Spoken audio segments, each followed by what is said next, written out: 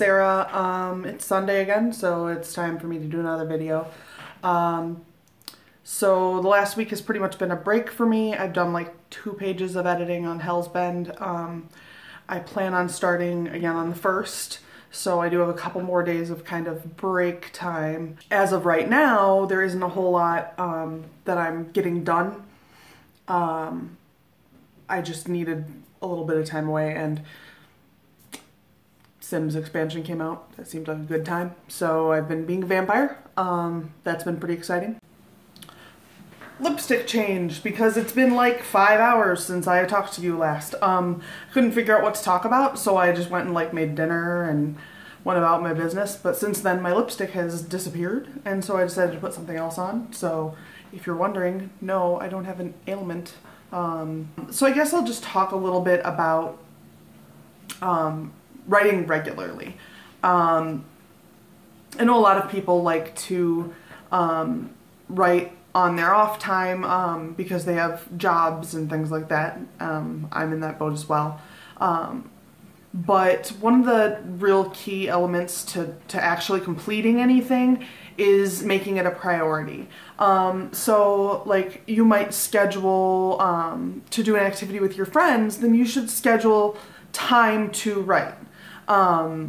You know, you should plan to write at least some whenever you can. So, you know, I mean, it doesn't have to be a huge amount of time.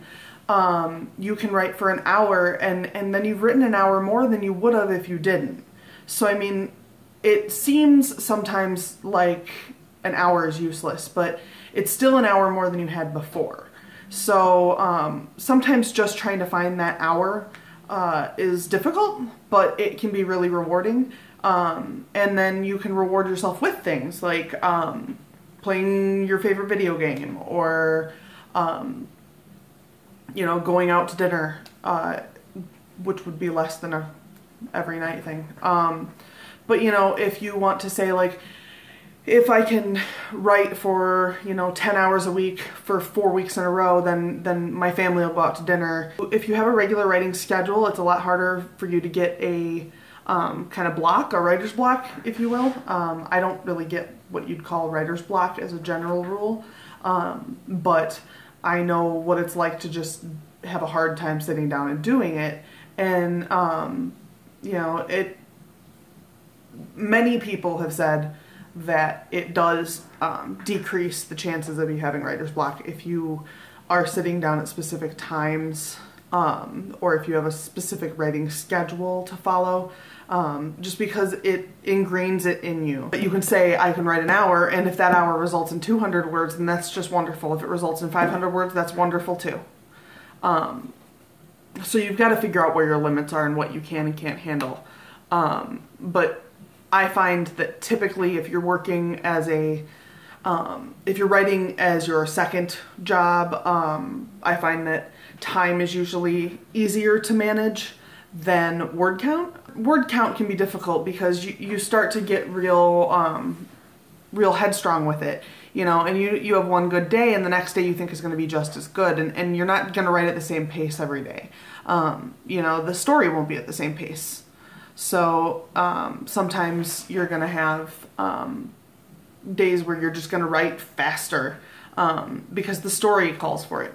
If the actual narrative is quick, usually you'll write it faster because you get stuck in that. It starts to kind of move at the same pace. So, you know, that does makes it easier to do time than it is to do word count. At least as long as you are still punching someone else's clock at other times. So yeah, I mean, sometimes just setting those times and not setting any expectations too high, because you really don't want to overwhelm yourself. And if you overwhelm yourself, you're much more likely to shut down. You know, especially when you're first starting your habit, because it's harder to start a habit than it is to maintain one. So I guess that'll do it for this week. Next week I should have some more progress on Hell's Bend. As of right now I'm on page 3. So trucking right along, even though I'm not pushing it But I will see you next week. Please like and subscribe. Comment below if you have any questions or if you have any ideas for topics for other weeks. So I'll see you next week and have a wonderful week. Bye.